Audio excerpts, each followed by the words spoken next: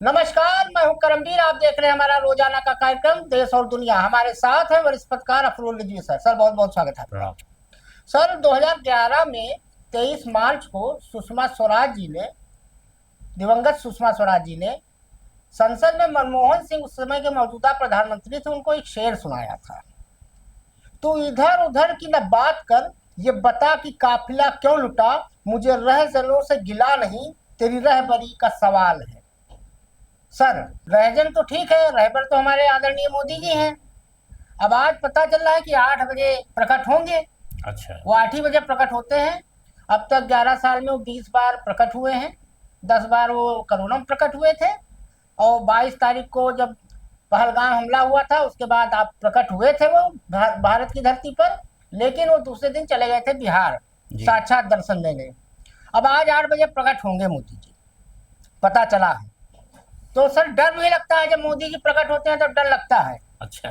कि क्या आज क्या करें, कौन सा नया कांड कारनामा कर दें भाई। हाँ, मतलब ये कि जब आए तो कभी नोटबंदी को लेके आए, कभी थाली ताली बजवा रहे थे, कभी मोबाइल का टाल जलवा रहे वो थे। स्पेशली जब आते हैं तो कुछ तो ऐसा होता है। आज मोदी जी आएंगे, खैर बताएंगे कि कहाँ किस बिल्कुल छुपे थे, कैसे सीज फायर हुआ। जहाँ युद्ध, जिस देश में युद्ध नहीं हुआ वहाँ सीज फायर हुआ, और सीज फायर किसने कराया, ट्रंप ने क्यों कराया, हो सकता है इस पे भी बताएं।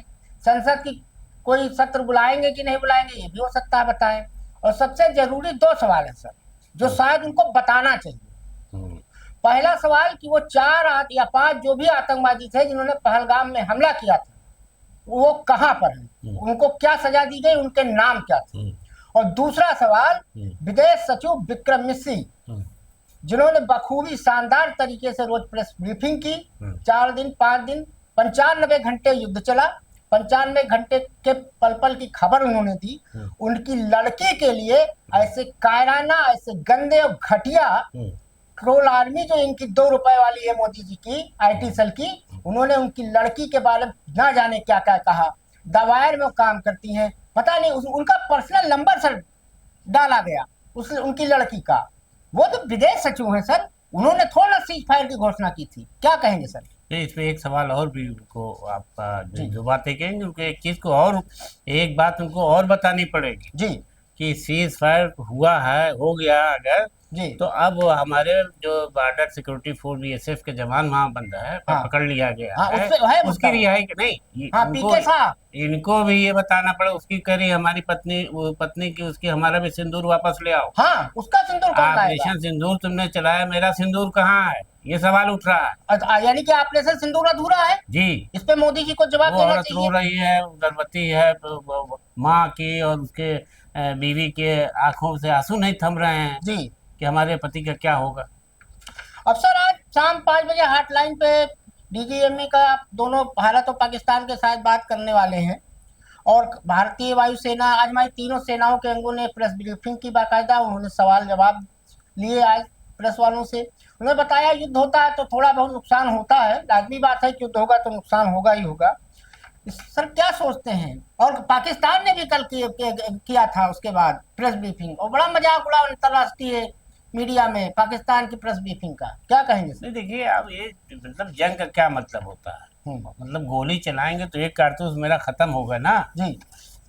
और जो बड़े पैमाने पर एक किसी बॉर्डर पर हो रही है जंग, या अपने डिफेंस में हो या ऑफेंस में हो, या आप आक्रमण करने जा रहे हैं या अपने बचाव में कर रहे हैं, दोनों जंग में असलहा इस्तेमाल होगा तो खर्च तो होगा। उसमें ये क्या सवाल पूछना कि क्या कितना खर्च हुआ, कितना घाटा हुआ, ये अभी घाटे है तो उसका क्या है, हाँ, क्या नुकसान ये तो इसमें होता ही है। इसमें तो जो होगा तो ये अंडरस्टूड है कि कितने मिसाइल दागी गई, कितने वो बारूद खर्च हुआ और कितना वो आर्मी जवान मारा गया या क्या हुआ है, तो ये तो अंडरस्टूड है। इसमें कोई सवाल करने का अभी तुक बनता नहीं है। अब ना उसको कोई कि आप स्पेशली उसके लिए एक सत्र बुला के बताएं जनता को, देश की जनता को या विपक्ष को कि साहब हम इस जंग में हमारा इतना नुकसान हुआ। तो ये फंड आता ही इसीलिए है, देश के बचाने के लिए। सर हमारे यहाँ सीज फायर हुए 24 घंटे से ज्यादा हो गया है। इस सीज फायर के बाद 2 चीजें बड़ी महत्वपूर्ण हुई जिस पर शायद लोगों का ध्यान कम गया। पहली चीज, IPL मैच फिर से शुरू होने की तारीख लगभग घोषित है 16 तारीख से। IPL रुका हुआ था, आईपीएल से करोड़ों काम आमदनी होती है क्रिकेट कंट्रोल बोर्ड को, और इस समय अमित शाह के सुपुत्र जय शाह हैं अध्यक्ष, तो उनका घाटा हो रहा था। बनिया आदमी है भाई, तो बनिया अपना घाटा नहीं चाहता है। दूसरा एक काम और हुआ सर, अमेरिका और चीन ने एक दूसरे के आयात पर लगाए गए शुल्कों में अस्थायी कटौती करने पर सहमति बना ली। ये दोनों मामले सीज फायर के तुरंत बाद हुए, क्या कहेंगे सर? अब देखिए, सीज फायर के तुरंत बाद तो एयरपोर्ट भी खोले जा रहे हैं। हाँ, आज खोल दिए गए, वो भी हाँ खोल दिए गए हैं, नहीं वो तो लेकिन जरूरी था। हाँ, तो ये इकोनॉमिक उससे पहलू से जुड़ा हुआ है ना मामला। आर्थिक जो भी पहलू है वो तो सरकार। चीन वाले पे क्या कहेंगे सर? नहीं, चीन पर तो देखिए, चीन का मामला तो ये है कि भाई वो तो अपना जो करेगा अपने भले के लिए, हमेशा वो करता है।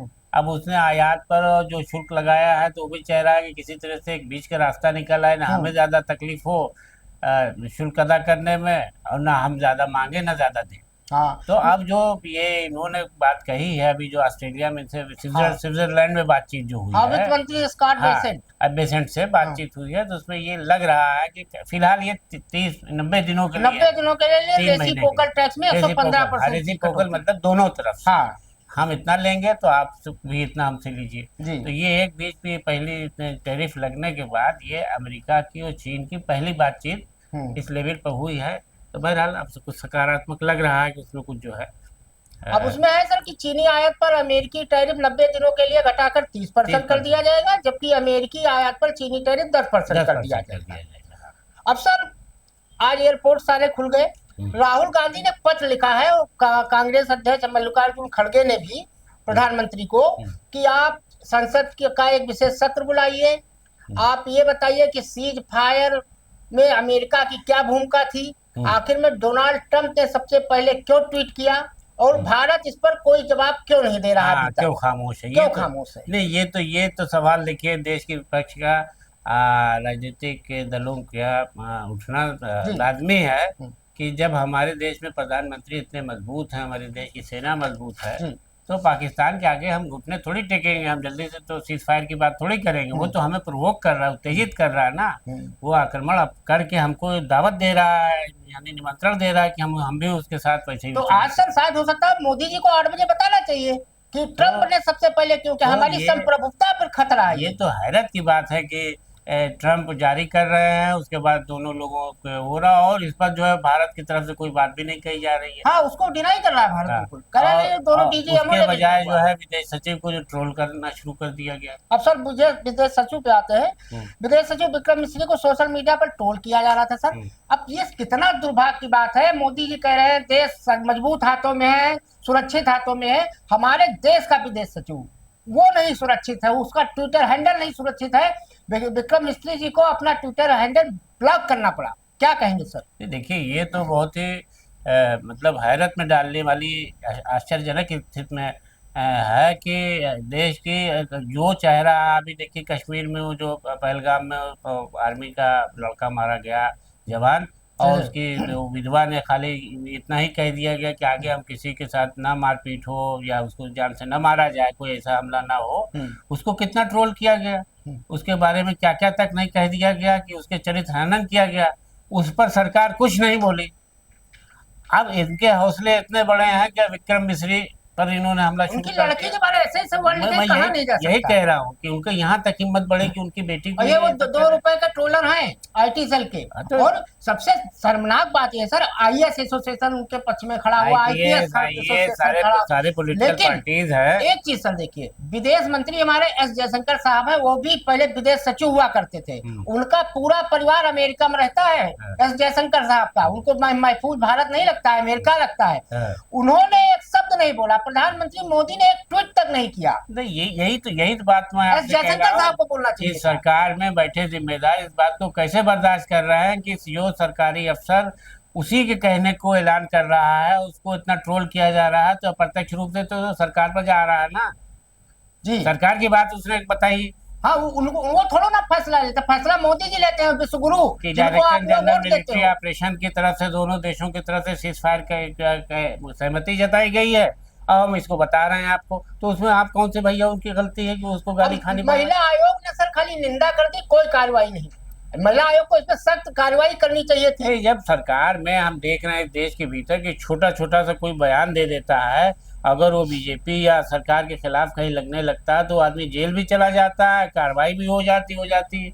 अब इस पर तो हम देखिए सुप्रीम कोर्ट को हम ही कहेंगे कि इस पर सुप्रीम कोर्ट को खुद संज्ञान लेना चाहिए कि किसी अफसर या किसी लड़की के खिलाफ इस तरीके से ट्रोलिंग करने वालों के खिलाफ सरकार मौन क्यों रहती है, क्यों नहीं एक्शन लेती। ओवैसी ने भी उनके बारे में ट्वीट किया। ओवैसी ने भी लिखा गया कि ईमानदार और शालीन निष्ठावान, व्यक्ति थे। हाँ, शालीन व्यक्ति के खिलाफ आप लोग बोल रहे हैं, उसका व्यक्तिगत उसमें कुछ नहीं है, उसने अपना क्या बोला है जो आप उसको कह रहे हैं। और सर विक्रम मिश्री इतने सोवर एंड जेंटलमैन ऑफिसर हैं, 89 बैच के सर हैं। उन्होंने विदेश मंत्रालय में राजनयिक के तौर पर कई पदों पर काम किया है।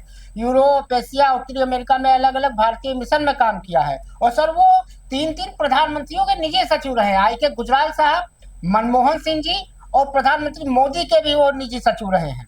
अब सर ये मतलब पूरी वास्तव में बड़ा विचलित करने वाला मामला है कि इस तरह के लोग बात कर रहे हैं। नहीं, इस पर सरकार का मौन रहना देखिए बहुत ही संदेह उसमें आस्पद लगता है कि सरकार आखिर क्यों चुप है। ऐसे ट्रोल करने वालों के खिलाफ पुलिस क्यों नहीं उनको पता कर रही, उनके अकाउंट नंबर से, इससे उससे कि ये लोग कौन है। भाई अब क्या आपको इजाज़त मिल गई है? अभी तक तो आप सबका वो बंद कर दे रहे थे, ट्विटर हैंडल और ये वो सब बंद हो जाता है, यहाँ सब चल रहा है। अब सर एक मजेदार बात है, पहले जो आतंकी घटनाएं होती थी 2014 से पहले, तो उसमें आतंकवादी आइडेंटिफाई किए जाते थे, उनका नाम बताया जाता था, पकड़ा जाता था, उन पर मुकदमा होता था। भले कोई कहे कि बिरयानी खिलाई जाती थी, भाई किसी के पास कोई सबूत हो तो हमको दिखाइए कि कसाब को बिरयानी खिलाई जाती थी। अब तो सर 2014 के बाद चाहे पुलवामा हुआ हो, चाहे पहलगाम हुआ हो, आज तक पुलवामा का पता ही नहीं चला कि कौन लोग थे उसमें, वो आरडीएस कैसे आया था, वो देवेंद्र सिंह डीएसपी वो कहाँ चला गया, वो आज कहाँ है। पहलगाम हो गया सर, अभी तक नहीं पता कि आतंकवादी 1 थे, 4 थे, 5 थे, क्या कहेंगे। अरे तमाम खबरें ऐसे भी आते आएंगी, जब भी ऐसे वाक़े हुए तो एक डीजी साहब, डीआईजी साहब में वही उन्हीं की पोस्टिंग रहती है वहाँ पर। तो अब ये इस तरीके की बातों पर कभी सरकार की मशीनरी कोई काम नहीं करती कि ये बयान आया है जिस पर हमको जनता के बीच सवाल जवाब देना पड़ेगा, तो लाओ इस पर रोशनी डालें। यहाँ तो ये है कि जो इस वक्त हो रहा है देश के अंदर, वो सरकार ही को देखिए इतनी दिन से जो है गोदी मीडिया क्या खबरें चला रही है पाकिस्तान को। और अब कितना कहा गया कि इन्हीं ने, विक्रम मिश्री की तरफ से कहा गया कि गुमराह ना करिए, गलत बातों को ना चलाइए। तो अब देश के अंदर क्या यही ना समझा जाएगा कि एक खास लोग हैं, कुछ लोग जो सरकार की सहमति या उसके इशारे से ही ये सब कर रहे हैं और उनका कुछ बिगड़ने वाला नहीं। अब सर एक अंतरराष्ट्रीय मीडिया में खबर चल रही है कि हमारा राफेल एक गिरा दिया पाकिस्तान ने, हालांकि हमारी सेना ने उसकी पुष्टि नहीं की है, और ये अंतरराष्ट्रीय मीडिया में सिर्फ इसलिए चलाया गया। इस समय देखिए सर होता क्या है, युद्ध एक मार्केटिंग का तरीका होता है। दुनिया में 3 ऐसे देश हैं जो हथियार बनाते हैं, सप्लाई करते हैं, अमेरिका, रसिया और चाइना। रसिया फंसा हुआ है यूक्रेन के चक्कर में, अमेरिका इस समय बेच रहा है, और चाइना अपने सारे हथियारों की प्रैक्टिस उसने कर ली पाकिस्तान को बेच के, जो अभी ये 95 घंटा चला पहलगाम वाले में। अब सर जो राफेल वाली खबर चलाई गई उसको न्यूयॉर्क टाइम्स ने चलाया, राइटर ने चलाया। उससे क्या हुआ सर कि दसाल्ट जो कंपनी है जो राफेल बनाती है उसके शेयर गिर गए सर। मतलब 53% चीन की कंपनी का शेयर बढ़ गया 95 घंटे में। ये खेल दुनिया में, ये खेल हो गया, क्या कहेंगे सर। अब ये देखिए जो बात अभी आपने कही है कि मार्केटिंग का एक तरीका भी है। एक हमारी मिसाइल गिर गई तो उसको किस तरीके से खबरों में ला दिया, चर्चा में ला कर खड़ा कर दिया कि लोग जहाँ से खरीद रहे हैं ऐसी मिसाइल या वो जैसे हाँ। तो अब इस पर ये क्या परिणाम सामने आएंगे कि ऐसी मिसाइल को लोग नहीं खरीदेंगे और उससे बचेंगे, और इसका फायदा किसको मिलेगा। तो इस तरीके की चीजें चलती रहती है मार्केट में। युद्ध में देखिए, युद्ध में तो आप लड़ने जा रहे हैं तो कुछ तो नुकसान आपका होगा ही होगा, आपकी भी मिसाइल गिराई जाएगी। आप दूसरे की दावा कर रहे हैं कि हमने सब नाकाम कर दिया, सब नाकाम करा, तो कहीं ना कहीं तो आपका भी जो नुकसान होगा।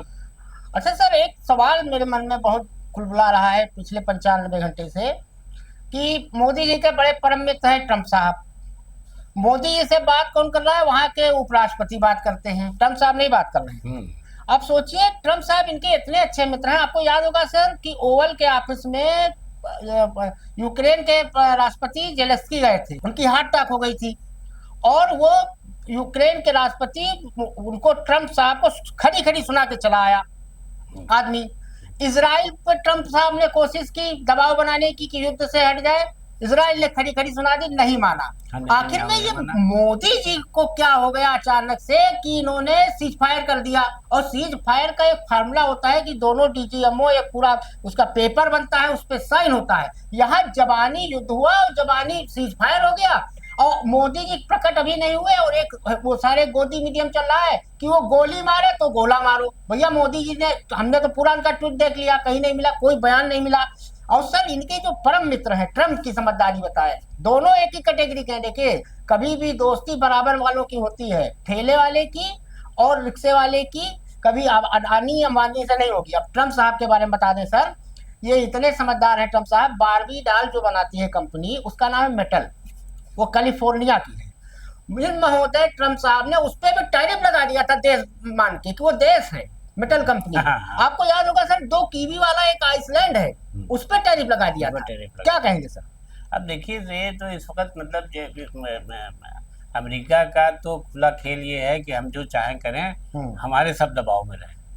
अब मोदी जी जो है वो किस दबाव में रहते हैं ये तो मैं नहीं कह सकता, लेकिन जब सीज फायर को लेकर के हुआ है कि अभी लिखत पढ़त में कुछ नहीं हुआ है और खाली ज़बानी जंग शुरू हुई थी, ज़बानी ख़त्म हो गई है, तो अब ये जब दिन वो होगा तो ये सवाल तो उठेंगे ना इनसे कि आपने किस बात को लेकर सीज फायर किया था, आपने क्या समझौता किया, क्या दस्तखत किया है, तो ये सब जवाब इनको देना पड़ेगा। तो आज के लिए इतना ही, लेकिन चलते चलते एक सवाल है। नरेंद्र मोदी जी अक्सर नेहरू बनने के चक्कर में थे, 3 बार बन गए। भैया नेहरू जी 62-61 की लड़ाई में जब हारे थे तो उन्होंने संसद का सत्र बुलाया था, माफी मांगी थी। अब मोदी जी किस दिन माफी मांगेंगे संसद का सत्र बुला के? आज के लिए इतना ही, धन्यवाद।